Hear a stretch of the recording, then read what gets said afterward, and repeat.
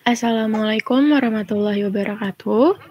Kami dari kelompok 3, kelas AK31R, mata kuliah Akuntansi Keuangan Menengah 1. Perkenalkan, nama saya Jenita Kamila Bita. Nama saya Faiza Zahrani. Saya Minarva Tamara. Kami di sini ingin menjelaskan mengenai laporan posisi keuangan dan laporan arus kas. Ada di chapter 5. Jadi, tujuan pembelajaran di chapter 5 ini, kita dapat memahami kegunaan dan keterbatasan laporan posisi keuangan.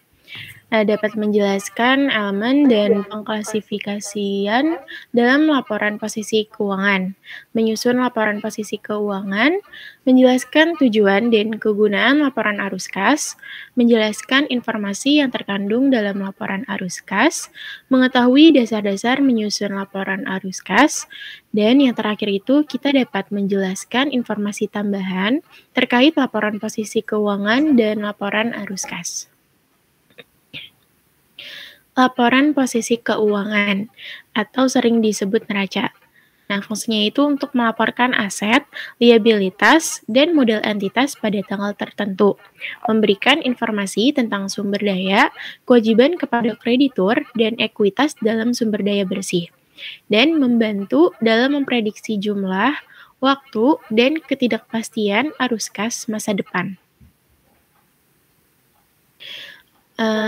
Kegunaannya yaitu kegunaan laporan posisi keuangan secara umum untuk menilai risiko-risiko entitas dan arus kas masa depan. Kegunaan laporan posisi keuangan bagi pengguna laporan keuangan adalah sebagai berikut. Untuk mengevaluasi struktur pendanaan, menganalisis likuiditas, menilai solvabilitas, dan menilai fleksibilitas keuangan. Jadi ada secara umum dan ada bagi pengguna laporan keuangan kegunaannya itu. Next.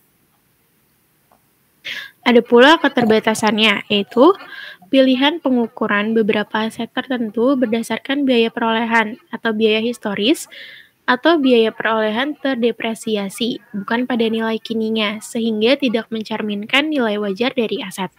Beberapa pengukuran nilai untuk beberapa laporan posisi keuangan melibatkan pertimbangan dan estimasi, serta rekayasa keuangan yang seringkali memungkinkan dilakukan untuk menghasilkan pembiayaan di luar neraca.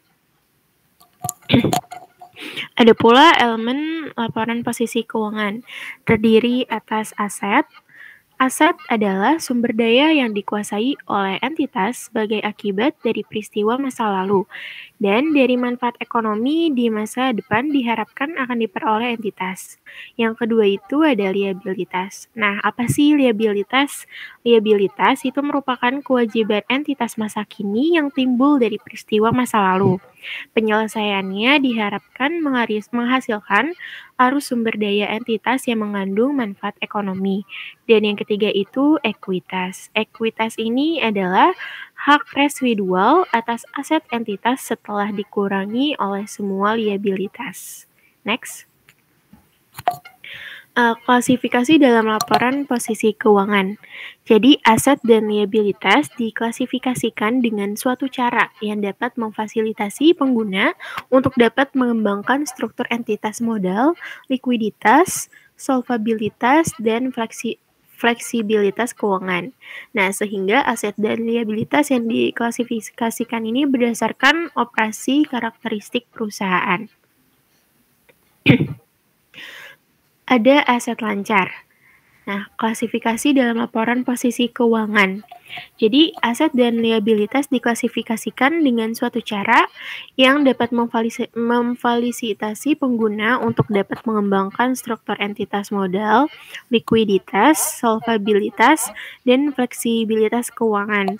Sehingga aset dan liabilitas diklasifikasikan berdasarkan operasi karakteristik perusahaan. Aset lancar disajikan dalam laporan posisi keuangan menurut ukuran likuiditas. Jadi, di item ini ada kas dan equivalent kas. Dasar penilaiannya itu nilai wajar. Yang kedua, di item ada investasi jangka pendek. Dasar penilaiannya itu pada umumnya nilai wajar. Yang ketiga, ada beban dibayar di muka. Dasar penilaiannya itu harga perolehan. Lalu ada item piutang, dasar penilaiannya ini estimasi jumlah yang tertagih. Dan ada item persediaan, dasar penilaiannya ini harga perolehan atau nilai realisasi bersih. Nah, kas pada umumnya terdiri atas mata uang dan giro atau demand deposit. Equivalent cash atau investasi jangka pendek yang sangat liquid dan akan jatuh tempo dalam jangka 3 bulan atau kurang.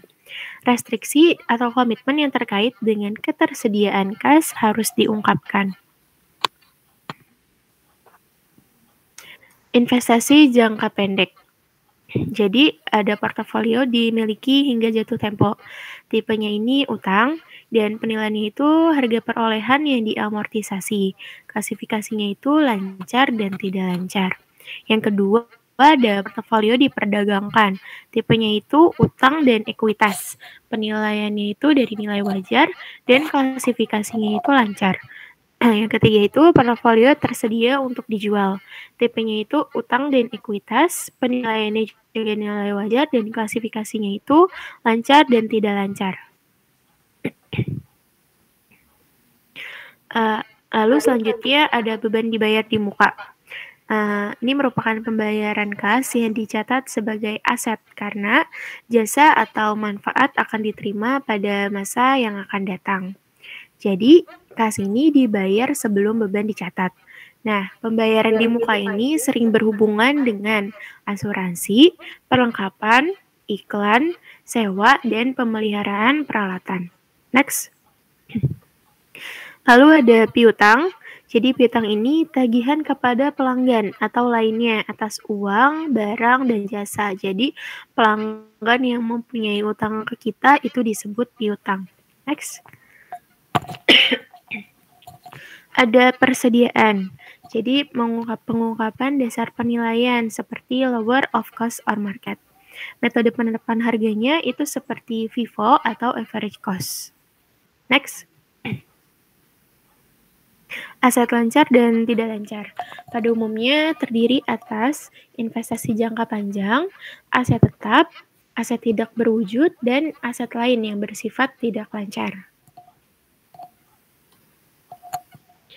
Ada pula investasi jangka panjang, yaitu yang pertama ada investasi dalam sekuritas. Ada obligasi, saham biasa, atau wesel jangka panjang. Yang kedua ada investasi dalam aset tetap berwujud yang tidak digunakan dalam operasi. Contohnya itu tanah yang ditahan untuk spekulasi. Yang ketiga ada investasi yang disisihkan dalam dana khusus. Contohnya itu dana pelunasan, dana pensiun, atau dana ekspansi pabrik. Yang keempat, ada investasi dalam anak perusahaan atau kerjasama yang tidak dikonsolidasi. Ada pula investasi dalam sekuritas utang dan ekuitas. Portofolionya ini dimiliki hingga jatuh tempo. Tipenya itu utang. Dan penilaiannya itu harga perolehan yang diamortisasi. Klasifikasinya lancar dan tidak lancar. Ada portofolio diperdagangkan, tipenya ini utang dan ekuitas, penilaiannya merupakan nilai wajar, dan klasifikasinya lancar. Portofolio tersedia untuk dijual, tipenya ini utang dan ekuitas, penilaiannya merupakan dari nilai wajar, klasifikasinya lancar dan tidak lancar. Yang terakhir ada portofolio ekuitas atau tidak diperdagangkan, tipenya ini ekuitas, penilaiannya juga merupakan nilai wajar dan klasifikasinya lancar dan tidak lancar. Selanjutnya ada aset tetap, itu contohnya properti, pabrik, dan peralatan. Aset yang bersifat tahan lama dan digunakan dalam operasi reguler perusahaan, biasanya itu 1 tahun lebih. Jadi properti kekayaan fisik ini seperti tanah, bangunan, mesin, furnitur, peralatan, dan sumber daya yang tidak dapat diperbarui seperti hutan dan mineral. Nah, kecuali tanah, sebagian besar aset tersebut dapat disusutkan, contohnya itu gedung, atau didepositkan, contohnya itu cadangan minyak. Next. Selanjutnya ada aset tak berwujud, aset yang tidak memiliki substansi fisik tanpa wujud fisik dan bukan merupakan instrumen keuangan. Hak paten, hak cipta, warabala, franchise, goodwill, merek dagang, nama dagang, dan daftar pelanggan. Dan diamortisasi selama masa manfaat yang terbatas. Nah, aset tak berwujud ini secara periodik aset yang dinilai berdasarkan penurunan nilai atau impairment yang terjadi. Next. Aset lainnya, yaitu item-item yang sangat bervariasi dalam praktik, meliputi beban dibayar di muka jangka panjang, piutang tidak lancar, aset dalam dana khusus, properti yang dimiliki untuk dijual, kas atau sekuritas yang dibatasi.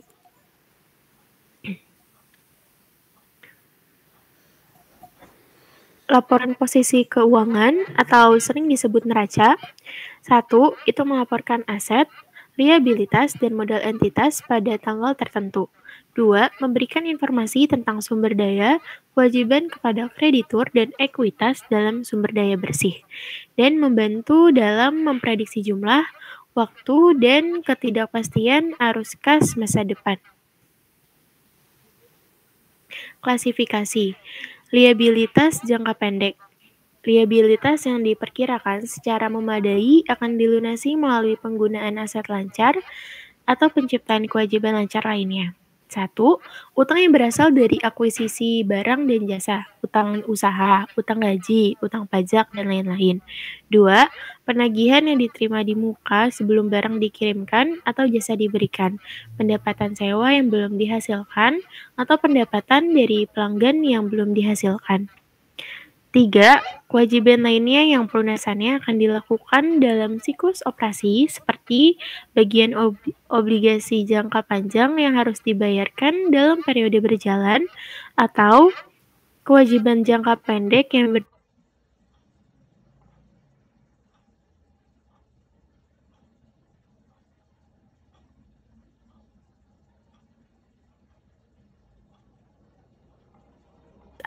AK1 Revisi 2009.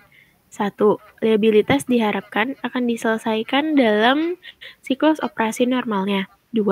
Liabilitas yang dimiliki untuk tujuan diperdagangkan, misalnya instrumen derivatif. 3. Liabilitas tersebut jatuh tempo untuk diselesaikan dalam jangka waktu 12 bulan setelah periode pelaporan. 4. Entitas tidak memiliki hak tanpa syarat untuk menunda penyelesaian liabilitas selama sekurang-kurangnya 12 bulan setelah periode pelaporan. Liabilitas jangka panjang. Kewajiban yang diperkirakan secara memadai tidak akan dilunasi dalam siklus operasi yang normal, melainkan akan dibayar pada suatu tanggal di luar waktu tersebut. Terdiri dari 3 jenis. Yang pertama, ada liabilitas yang berasal dari pembiayaan, seperti penerbitan obligasi, utang sewa guna usaha, dan utang bank jangka panjang. 2. Liabilitas yang berasal dari kegiatan operasi entitas, seperti kewajiban pensiun dan kewajiban pajak tangguhan. 3. Liabilitas yang bergantung pada terjadi atau terjadinya suatu peristiwa di masa depan, setiap provisi atau kewajiban garansi. Klasifikasi ekuitas. Jadi bagian ekuitas pemegang saham ini, 1. Ada modal saham, yaitu nilai par atau nominal atau ditetapkan atas saham yang diterbitkan. 2. Ada premium saham, yaitu kelebihan jumlah yang dibayarkan di atas nilai par atau yang ditetapkan. 3. Laba ditahan. Nah, ini merupakan laba perusahaan yang tidak didistribusikan. 4. Ada saham treasury atau jumlah saham yang dibeli kembali oleh perusahaan. Dan yang terakhir adalah kepentingan non-pengendali atau hak minoritas, yaitu bagian dari ekuitas perusahaan anak yang tidak dimiliki. Next. Laporan posisi keuangan, formatnya PSAK tidak mensyaratkan format tertentu untuk menyajikan laporan posisi keuangan. Secara umum, ada 2 bentuk laporan posisi keuangan yang bisa diikuti oleh entitas, yaitu bentuk akun, account form, dan bentuk laporan, report form.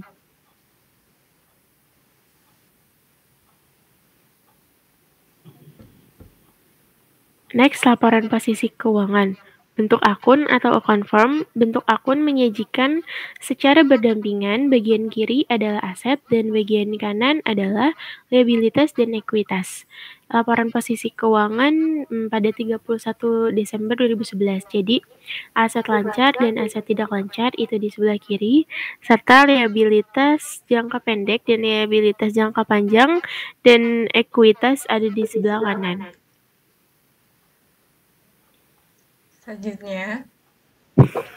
Selanjutnya ada bentuk laporan atau report form. Nah, bentuk laporan ini menyajikan secara berurutan ke bawah, mulai dari aset, liabilitas, dan ekuitas. Jadi kayak seperti di ilustrasi, aset, liabilitas, ekuitasnya ada di sebelah kiri semua. Next. Nah, ini ada format yang diilustrasikan oleh IFRS. Contoh di ilustrasinya itu di sebelah kiri dan kanan. Nah, kirinya itu aset tidak lancar, aset lancar.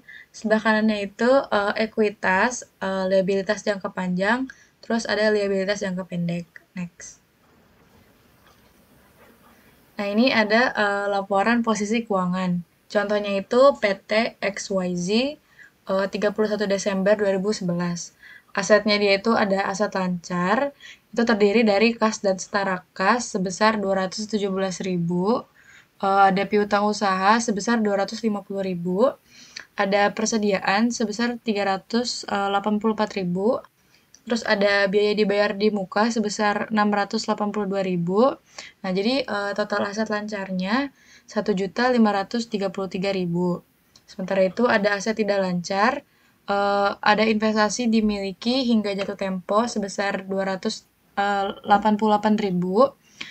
investasi dalam entitas asosiasi 35.000, ada aset tetapnya 5.905.000, ada properti investasi sebesar 102.000, ada hak paten 399.000, ada aset lain 16.000.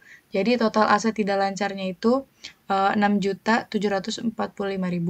Jadi total aset dari total aset lancar sama total aset tidak lancarnya itu 8.278.000. Terus ada liabilitasnya, itu terdiri dari pertama liabilitas jangka pendek. Nah, liabilitas jangka pendek ini memiliki utang usaha sebesar 427.000, terus pinjaman jangka pendek 274.000, bagian pinjaman jangka panjang 188.000, ada utang pajak sebesar 112.000, ada provisi sebesar 8.000. Jadi total liabilitas jangka pendeknya itu sebesar 1.009.000. Terus ada liabilitas jangka panjangnya. Pertama itu ada pinjaman jangka panjang sebesar 1.706.000. Terus ada pajak tangguhan 1.159.000. Terus ada dan ada liabilitas jangka panjang lainnya sebesar 955.000. Nah, jadi total liabilitas jangka panjangnya itu 3.820.000. Jadi total liabilitas dari liabilitas jangka pendek dan liabilitas jangka panjangnya itu 4.829.000.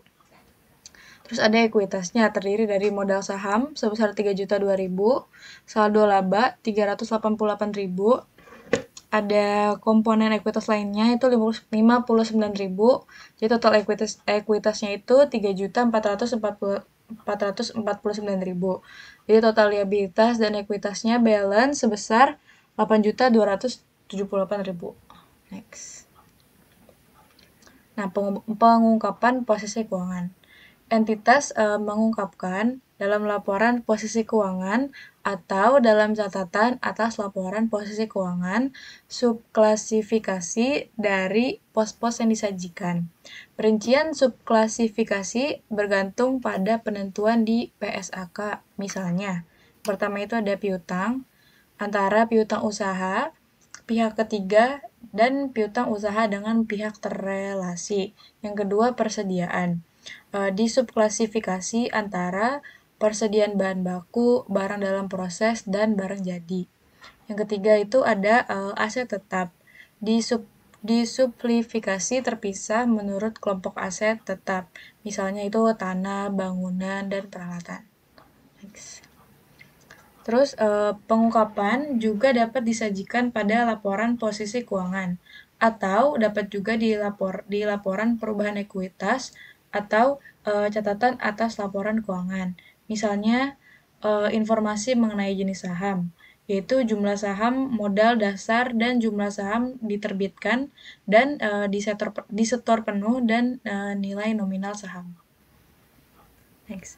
Terus ada laporan arus kas.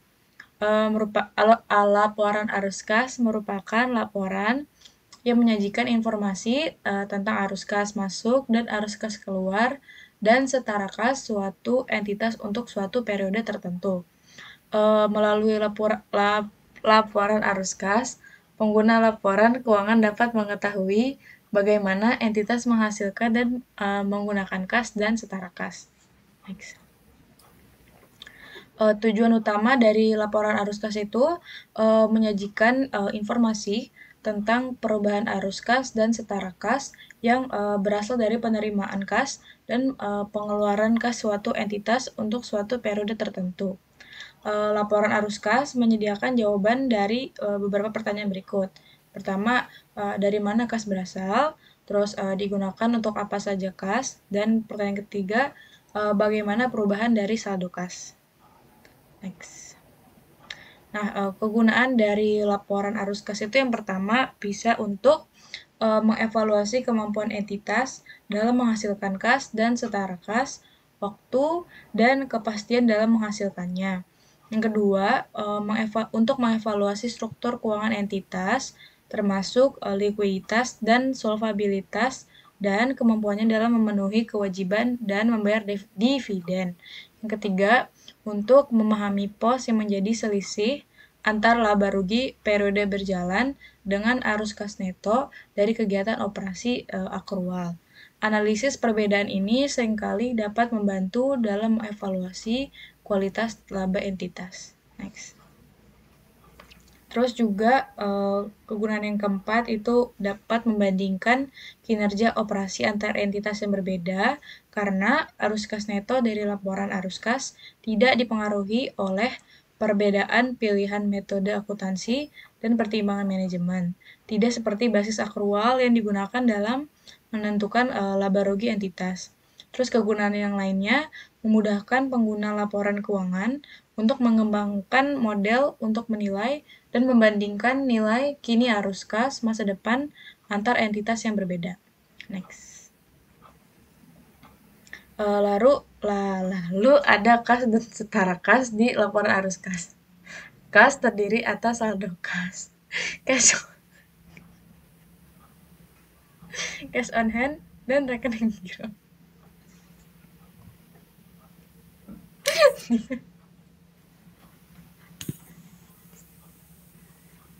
Setara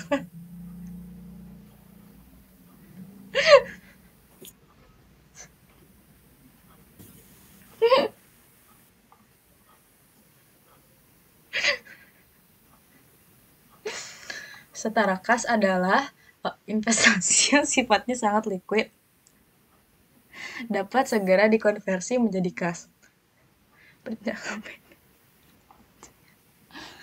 Berjangka pendek dan yang dapat ditentukan memiliki resiko perubahan nilai yang tidak signifikan. Misalnya deposit jangka pendek yaitu kurang dari 3 bulan dan tidak termasuk investasi dalam bentuk saham. Next. Lalu isi dan format. Nah, ini ada format dasar laporan arus kas. Misalkan ada arus kas dari aktivitas operasi, terus ada arus kas dari aktivitas investasi, terus ada arus kas dari aktivitas pembiayaan, terus dijumlah semuanya menjadi kenaikan atau penurunan bersih kas. Terus diisi dengan kas awal tahun, jadi dijumlah menjadi kas akhir tahun. Next. Terus diisi dan format ini memiliki 3 aktivitas. Nah, di aktivitas pertama ini ada aktivitas operasi, yaitu aktivitas penghasil utama pendataan entitas, meliputi pengaruh kas dari transaksi yang digunakan untuk menentukan laba bersih.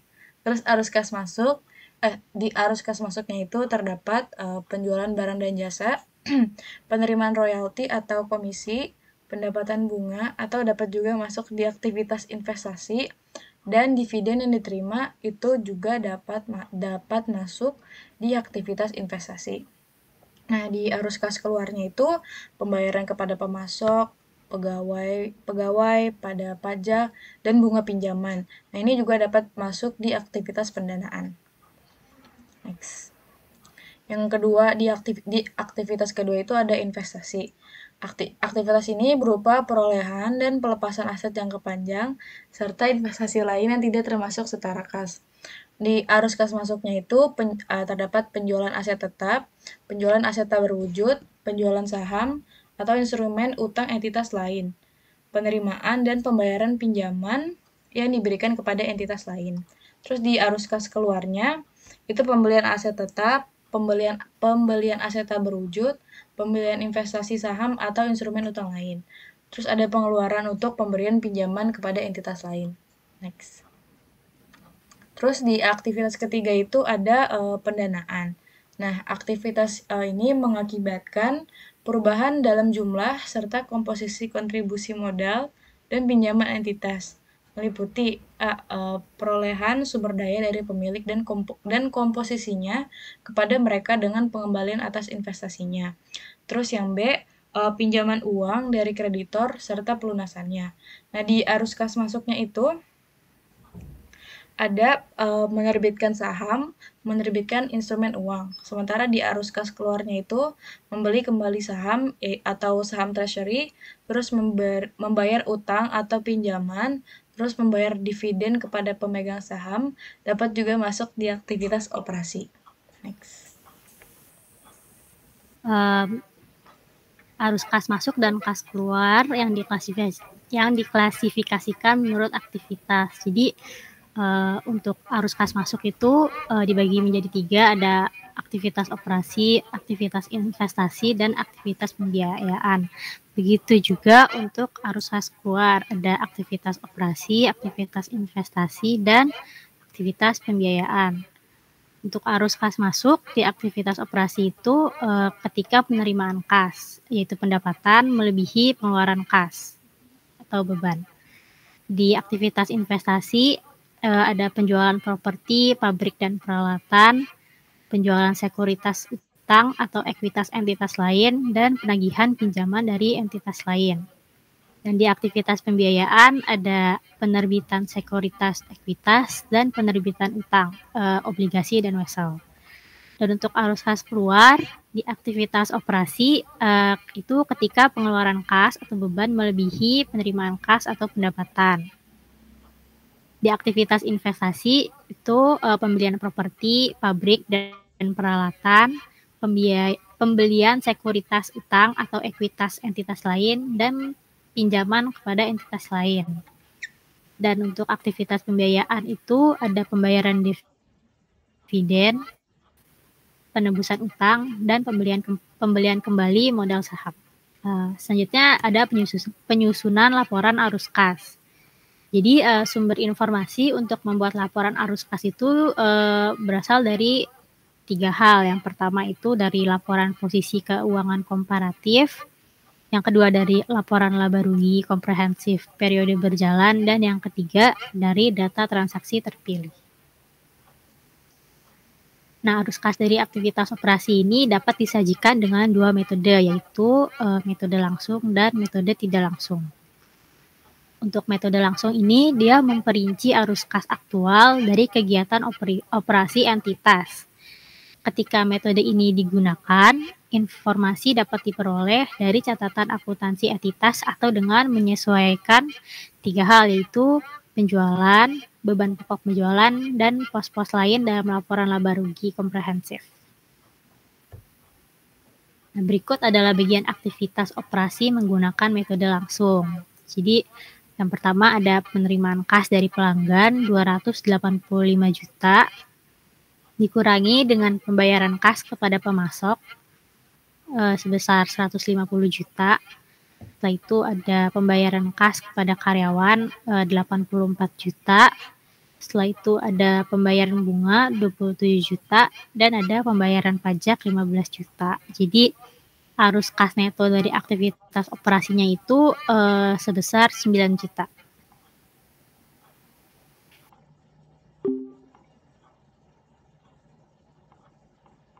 Dengan menyesuaikan laba atau rugi neto dari pengaruh. Yang pertama itu pengaruh perubahan persediaan dan piutang usaha serta utang selama periode berjalan. Dan yang kedua itu pos non-kas serta penyusutan pajak, tangguhan, keuntungan, dan kerugian mata uang asing yang belum direalisasi serta laba entitas asosiasi yang belum didistribusikan. Dan yang ketiga itu pos lain yang berkaitan dengan aktivitas investasi pendanaan, misalnya laba dari penjualan aset tetap. Nah, berikut adalah bagian aktivitas operasi menggunakan metode tidak langsung. Jadi ada laba sebelum pajak itu ada sebesar 27 juta. Setelah itu ada penyesuaian untuk depresiasi 60 juta dikurangi dengan kenaikan piutang usaha sebesar 18 juta ditambah dengan kenaikan utang usaha sebesar 30 juta dikurangi dengan penurunan liabilitas pajak tangguhan sebesar 9 juta dan dikurangi dengan keuntungan penjualan aset tetap sebesar 39 juta. Nah, itu akan menghasilkan kas yang dihasilkan dari operasi yaitu sebesar 51 juta. Nah, 51 juta itu kemudian dikurangi dengan pembayaran bunga sebesar 27 juta dan pembayaran pajak sebesar 15 juta. Jadi arus kas neto dari aktivitas operasi itu ada sebesar 9 juta. Berikutnya ada arus kas dari aktivitas investasi. Informasi ini relevan bagi investor karena informasi perubahan aset-aset jangka panjang itu memberikan informasi mengenai kapasitas operasi dan potensi laba yang dihasilkan dan arus kas masa depan. Bagian ini juga membantu pengguna dalam menilai apakah entitas hanya mempertahankan kapasitas atau meningkatkan kapasitas dan apakah entitas hanya secara pasif melakukan investasi pada instrumen ekuitas dan utang. Berikut adalah ilustrasi laporan arus kas bagian investasi. Yang pertama ada perolehan dari penjualan aset tetap sebesar 24.884.000 dikurangi dengan pembelian aset tetap dan aset tak berwujud sebesar 319.604.000 dikurangi lagi dengan akuisisi investasi obligasi sebesar 10.539.000 ditambah dengan penerimaan dari pelepasan investasi di entitas asosiasi sebesar 326.015.000. Jadi arus kas neto dari aktivitas investasi itu ada sebesar 20.756.000. Berikutnya ada arus kas dari aktivitas pendanaan. Penggunaan laporan keuangan memerlukan informasi arus kas dari aktivitas pendanaan untuk mengetahui informasi mengenai perubahan struktur modal entitas. Informasi ini penting untuk mengetahui pihak-pihak yang berkepentingan atas klaim terhadap arus kas entitas di masa depan. Berikut adalah ilustrasi laporan arus kas bagian pendanaan. Yang pertama itu ada kenaikan utang bank itu sebesar 26.050.000 dikurangi dengan pembayaran dividen sebesar 9.492.300 ditambah dengan penerbitan saham biasa sebesar 431.732.000 dikurangi dengan perolehan saham treasury yaitu sebesar 13.392.000. Jadi arus kas neto dari aktivitas pendanaan itu ada sebesar 434.897.700. Lalu ada pembuatan laporan arus kas. Nah, jadi kasus yang kita pakai itu Telemarketing Inc. dalam tahun pertama operasinya pada tanggal 1 Januari 2011 menerbitkan 50.000 lembar saham biasa dengan nilai pari $1 dengan seharga 50.000 tunai. perusahaan menyewakan ruang kantor, furnitur, dan peralatan komunikasi, serta melaksanakan survei dan jasa pemasaran sepanjang tahun pertama. Pada bulan Juni 2011, perusahaan membeli tanah seharga 15.000.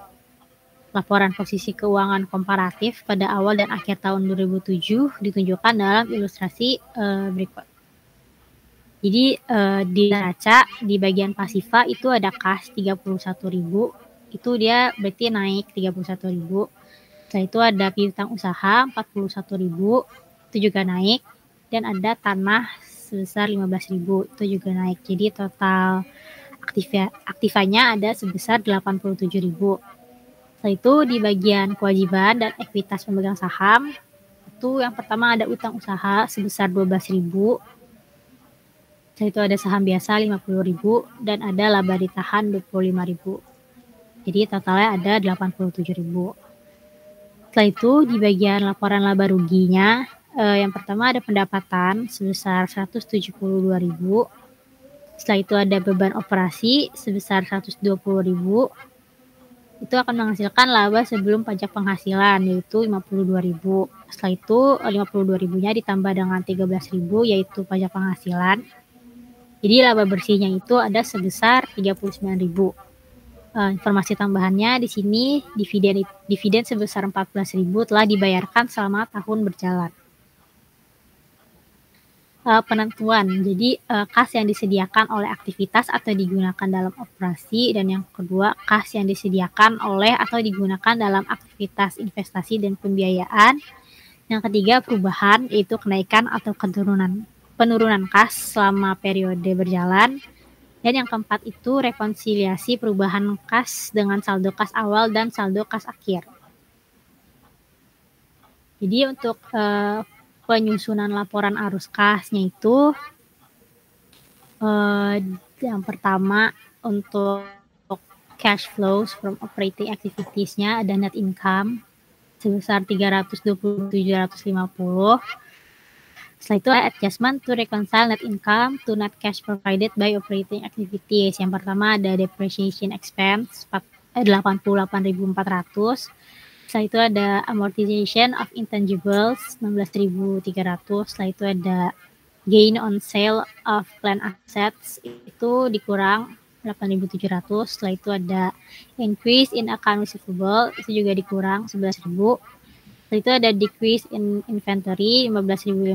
Setelah itu dikurang dengan decrease in accounts payable sebesar 9.500. Jadi total adjustments to reconcile net income itu ada sebesar 91.000. Jadi net cash provided by operating activities itu ada sebesar 411.750. Selanjutnya cash flows from investing activities. Yang pertama itu ada sale of plant assets 90.500 dikurangi dengan purchase of equipment 182.500 dan ada purchase of land itu juga dikurang 70.000. Jadi total net cash used by investing activities-nya itu ada sebesar 162.000. Setelah itu ada flows from financing activities. Yang pertama itu ada payment of cash dividend itu dikurang 19.800. Setelah itu ditambah dengan issuance of ordinary shares sebesar 100.000 dan ada redemption of bonds itu dikurang 50.000. Jadi net cash provided by financing activities-nya itu ada sebesar 30.200. Jadi net increase in cash itu ada 411.750 ditambah dengan dikurang dengan 162.000 ditambah dengan 30.200. Hasilnya 279.950. Setelah itu ada cash at beginning of year-nya itu sebesar 135.000. Jadi cash at end of the year-nya itu ada sebesar 411.950. Berikutnya penyusunan laporan posisi keuangan. Jadi ada aktivitas signifikan non cash. Itu yang pertama ada penerbitan saham biasa untuk membeli aset. Yang kedua ada konversi obligasi menjadi saham biasa. Yang ketiga ada penerbitan surat utang untuk membeli aset. Dan yang terakhir ada pertukaran aset jangka panjang. Penggunaan laporan arus kas. Jadi tanpa kas itu perusahaan tidak akan dapat bertahan. Nah, jika arus kas dari operasi itu jumlahnya tinggi, itu artinya perusahaan dapat menghasilkan kas yang cukup untuk membayar tagihan. Sedangkan kalau arus kasnya itu jumlahnya rendah, itu artinya perusahaan mungkin harus melakukan pinjaman atau menerbitkan sekuritas ekuitas untuk membayar tagihan. Berikutnya ada likuiditas keuangan. Jadi rumusnya itu untuk rasio cakupan uang tunai lancar itu kas bersih yang disediakan oleh aktivitas operasi dibagi dengan liabilitas lancar rata-rata. Nah, rasio ini itu mengindikasikan apakah perusahaan dapat melunasi liabilitas lancarnya dalam tahun tertentu dari operasi. Rasio yang mendekati 1:1 itu adalah bagus karena mengindikasikan bahwa perusahaan dapat memenuhi semua liabilitas lancarnya dari arus kas yang dihasilkan secara internal. Berikutnya ada fleksibilitas keuangan. Rumusnya itu untuk rasio cakupan uang tunainya itu ada kas bersih yang disediakan oleh aktivitas operasi dibagi dengan total liabilitas rata-rata. Nah, semakin tinggi rasio ini, semakin kecil kemungkinan perusahaan akan mengalami kesulitan dalam memenuhi kewajibannya pada saat jatuh tempo. Akibatnya, rasio ini menandakan apakah perusahaan dapat membayar hutang-hutangnya dan bertahan hidup jika sumber dana eksternalnya terbatas atau terlalu mahal. Selanjutnya ada arus kas bebas. Jumlah arus kas diskresioner perusahaan untuk membeli investasi tambahan, melunasi utang, membeli saham treasury, atau hanya untuk menambah likuiditas perusahaan. Berikutnya ada latihan soal.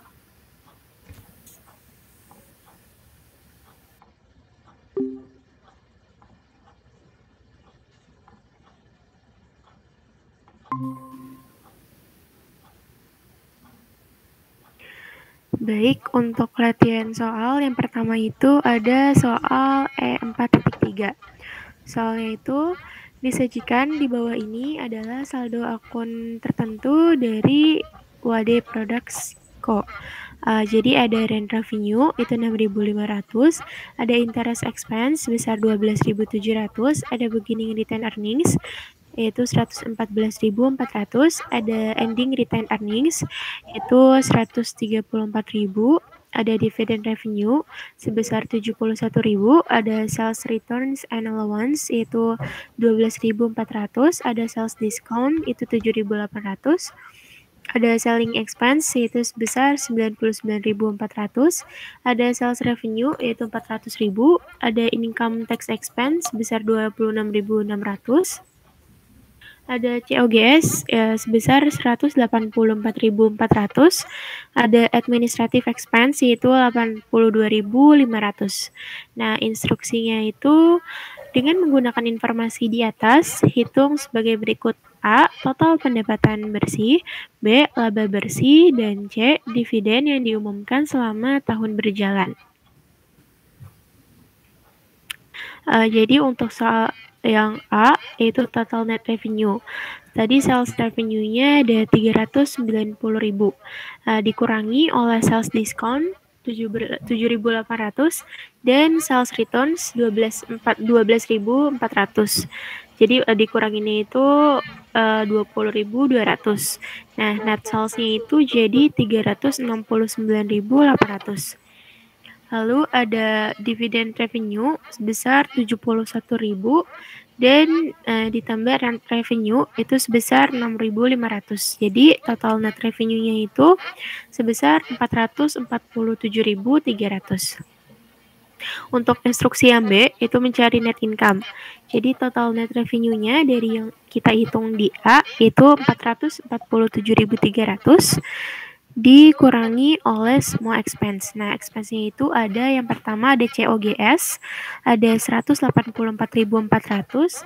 Yang kedua itu ada selling expense sebesar 99.400. Yang ketiga ada administrative expense sebesar 82.500. Yang terakhir ada interest expense sebesar 12.700. Jadi total expense-nya itu 379.000. Nah, dijumlahkan lagi oleh ada income before income tax. Jumlahnya itu 68.300. Dan ada pula income tax besar 31.000. Jadi yang tadi 379.000 itu dikurangi oleh 68.300 dan 31.000. Jadi net income-nya itu sejumlah 37.300. Untuk instruksi C, dividends declared. Jadi ada ending return earnings yaitu 134.000. Ada beginning return earnings, ada 114.400. Nah, jadi net increase yaitu sebesar 19.600 karena ending return earnings dikurangi oleh beginningnya. Dan dari net increase itu kita kurangi oleh net income. Net income tadi yang udah kita hitung di poin B ada 37.300. Jadi dividen declared-nya itu sejumlah 17.700. Lalu di soal kedua yaitu E411. Dipresentasikan di bawah ini adalah akun buku besar yang dipilih dari Woods Corporation pada 31 Desember 2022. Nah, datanya itu pertama ada cash. Cashnya itu sebesar $185.000. Terus ada beginning inventory-nya sebesar 535.000. Terus ada sales revenue-nya 4.175.000. Terus ada unearned sales revenue-nya sebesar 117.000. Terus ada dia purchases sebesar 2.786.000. Terus ada sales discount-nya sebesar 34.000. Terus ada purchase discount-nya sebesar 27.000. Ada selling expenses-nya 69.000. Terus ada accounting and legal services 33.000. Terus ada insurance expense dari kantor sebesar 24.000. Terus ada advertising expense sebesar 54.000. Ada delivery expense sebesar 93.000. Terus ada depreciation expense dari equipment di kantor sebesar 48.000. Terus ada depresiasi lagi tapi peralatan dagang itu sebesar 36.000. Terus ada salaries and wages expense sebesar itu atas dagangnya sebesar 284.000. Terus ada sales dan wages expense kantor sebesar 346.000. Ada purchase returns-nya itu sebesar 15.000. Terus ada sales returns and allowance-nya sebesar 79.000. Terus ada freight in-nya sebesar 72.000. Terus ada accounts receivable-nya sebesar 142.500. Terus ada sales commissions sebesar 83.000.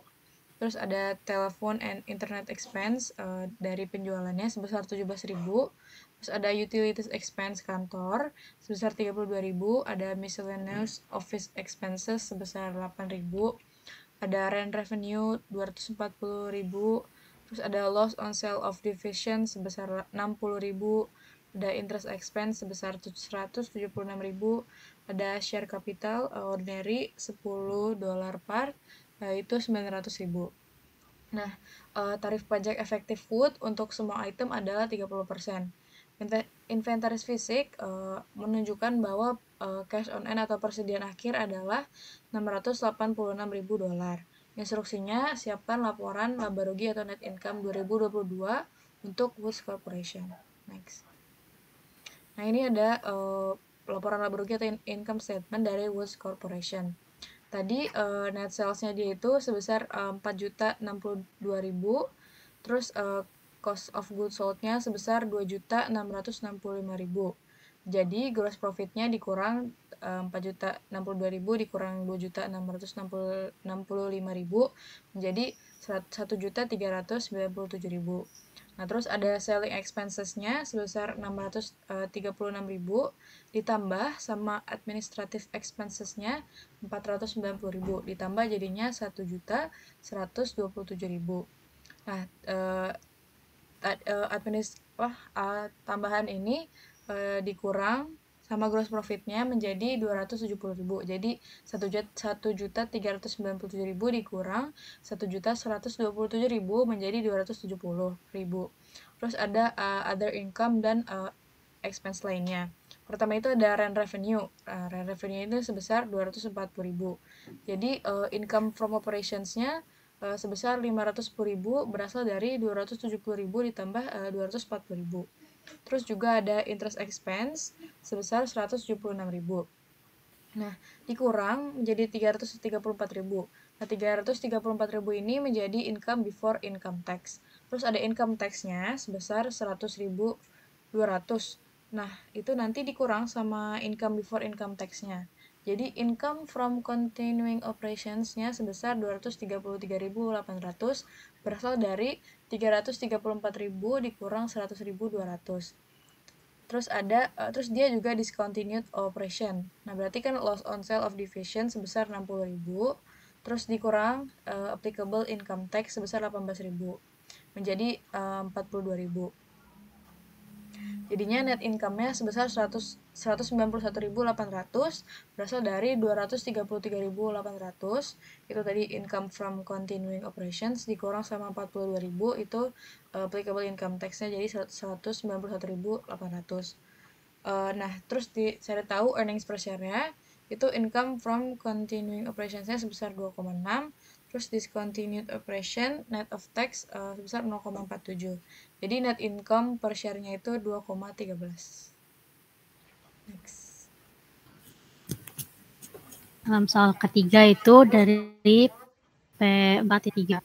Yang disajikan di bawah ini adalah saldo uji coba Thomson Limited pada 31 Desember 2022. Jadi di trial balance itu yang pertama ada purchase discount sebesar 10.000 di kredit. Selanjutnya ada cash sebesar 189.700 di debit. Ada account receivable di debit 105.000. Ada rent revenue di kredit 18.000. Ada retained earnings di kredit 160.000. Ada payable di kredit 18.000. Ada sales revenue di kredit 1.100.000. Ada notes payable di debit 110.000. Setelah itu ada accounts payable di kredit 49.000. Ada accumulated depreciation equipment di kredit 28.000. Ada sales discounts di di debit 14.500. Ada sales returns and allowance di debit 17.500. Setelah itu ada notes payable di kredit 70.000.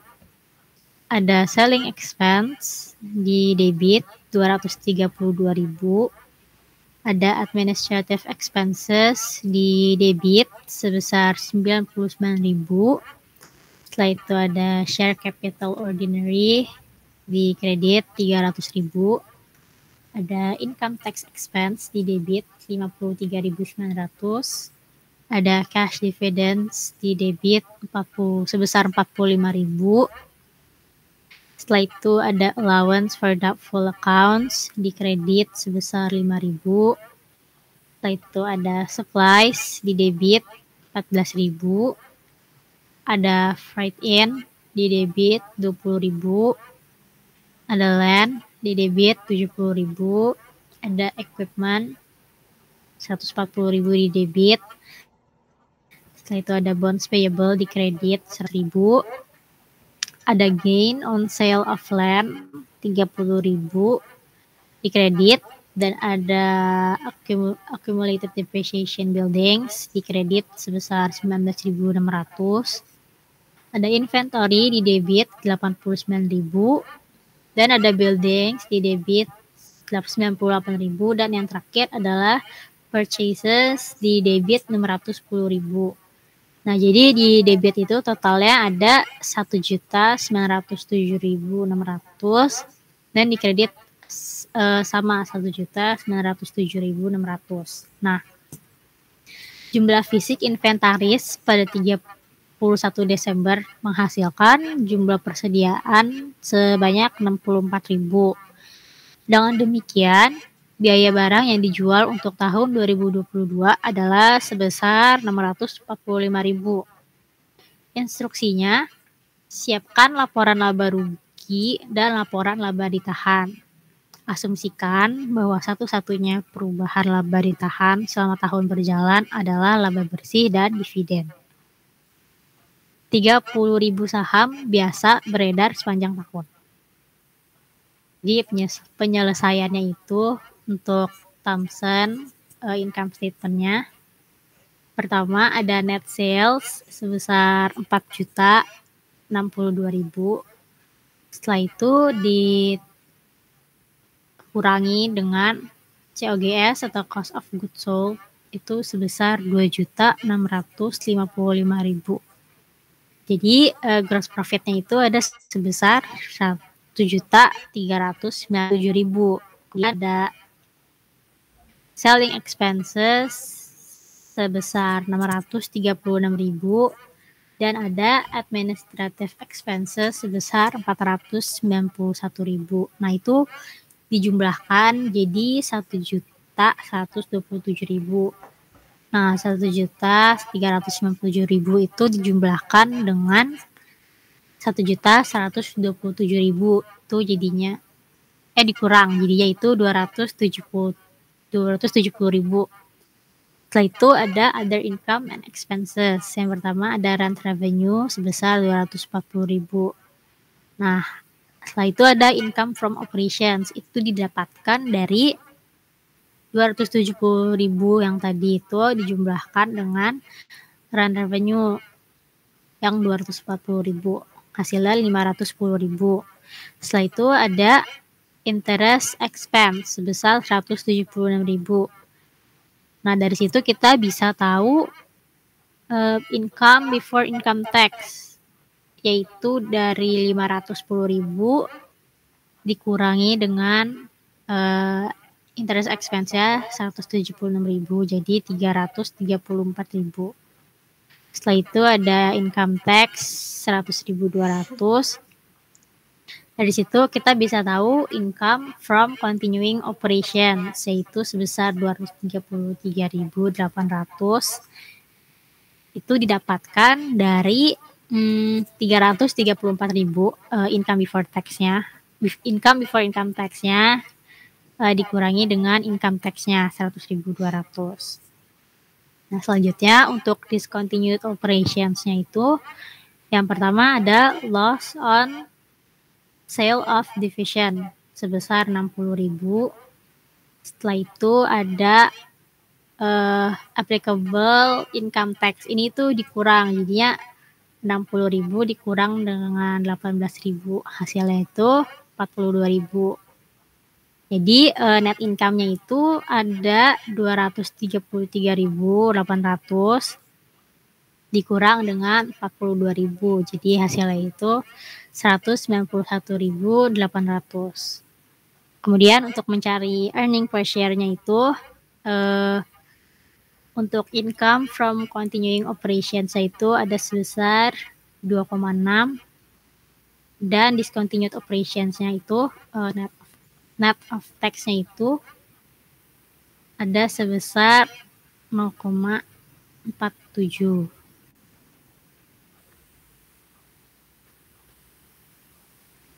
Jadi net income-nya itu ada sebesar 2,13. Itu didapatkan dari 2,6 dikurangi dengan 0,47. Jadi earning per share itu net income per share itu adalah 2,13.